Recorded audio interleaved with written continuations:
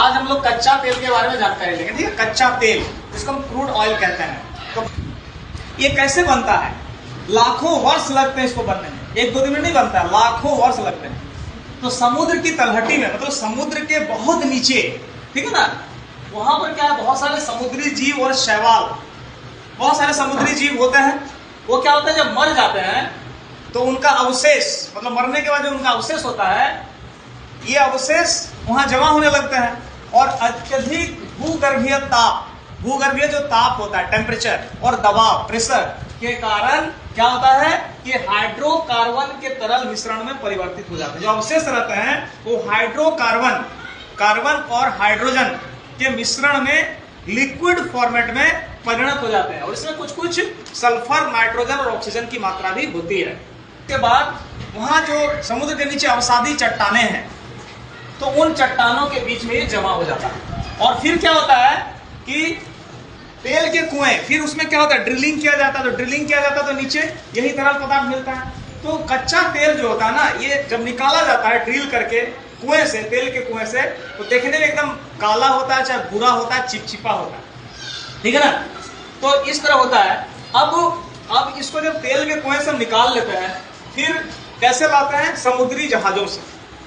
समुद्री जहाजों से हम कहां लाते हैं? बंदरगाह में लाते हैं, है ना। और तुमको जानकर आश्चर्य होगा कि एक समुद्री जहाज में, जो एक समुद्री जहाज होता है, उसमें 20 लाख बैरल तक का तेल आ सकता है। एक समुद्री जहाज में 20 लाख बैरल का मतलब हुआ 3,18,000 मीट्रिक टन, और इसको लीटर में अगर हम कन्वर्ट करेंगे तो लगभग 1300 लाख लीटर। कितना लीटर? 1300 लाख लीटर एक समुद्री जहाज में आने का कैपेसिटी है। इससे अधिक भी हो सकता है, लेकिन मैं औसतन बताया। और इतना तेल, एक जहाज में जितना तेल होता है, एक छोटा सा देश में कई दिनों तक तेल का उसमें जरूरत पूरा हो सकता है, इतना इसका कैपेसिटी होता है। तो समुद्री जहाज से फिर कहां? बंदरगाह में आ जाते हैं।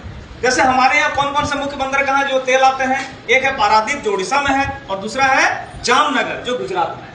बंदरगाह में आने के बाद फिर क्या होता है, पाइपलाइन बिछा जाता है, ठीक है। जैसे पानी का पाइपलाइन होता है, कच्चा तेल का पाइपलाइन होता है। तो हमारे यहाँ जो पाइपलाइन है, पारादीप, हल्दिया, बरौनी, ये मुख्य पाइपलाइन है। तो फिर पाइपलाइन से कहां लाते हैं? रिफाइनरी में लाते हैं, क्योंकि ये कच्चा तेल तो कुछ काम का है नहीं ना, जब तक हम इसको रिफाइन नहीं करेंगे। तो इसको हम क्या कहते हैं? डिस्टिलेशन इसको कहते हैं, डिस्टिलेशन।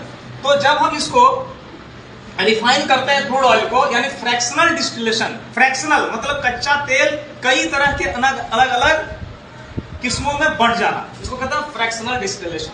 तो देखो, रिफाइनरी जब हम करते हैं तो जो है ना, कम वजन के मॉलिक्यूल होते हैं ऊपर चढ़ जाते हैं, जिस मॉलिक्यूल का वजन ज्यादा होता है वो नीचे बढ़ जाता है।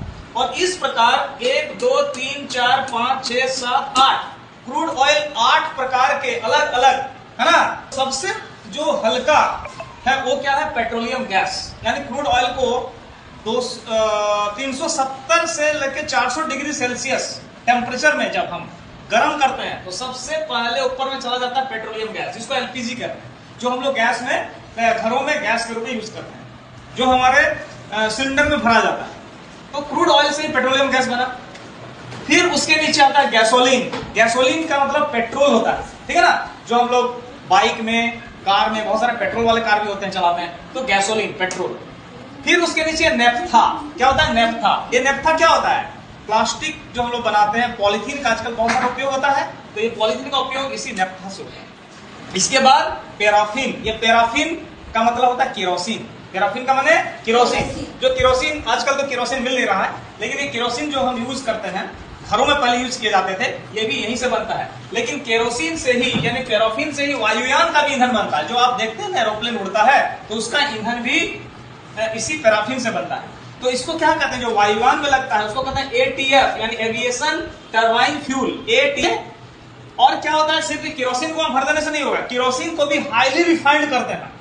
हाईली रिफाइंड करने के बाद इसमें कुछ एंटी ऑक्सीडेंट और कुछ एंटी आइसिंग मिलाते हैं।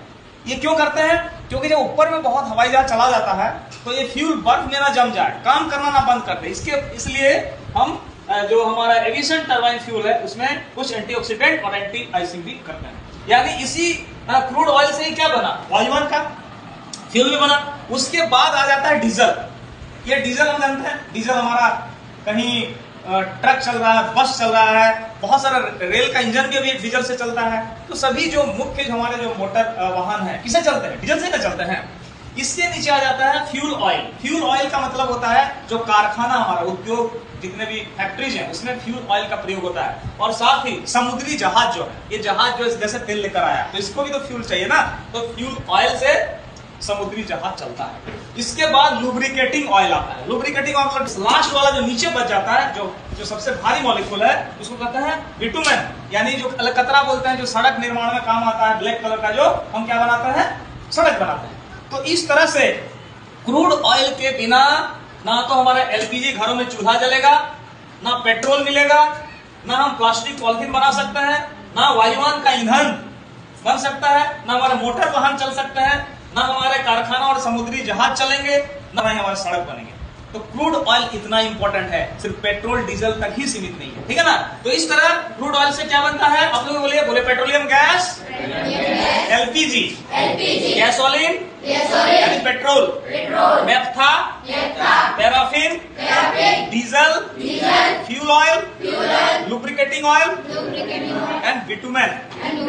तो कितना इंपॉर्टेंट है कि नहीं? इसलिए क्रूड ऑयल के बिना, कच्चा तेल के बिना विकास ही रुक जाएगा, डेवलपमेंट ही रुक जाएगा।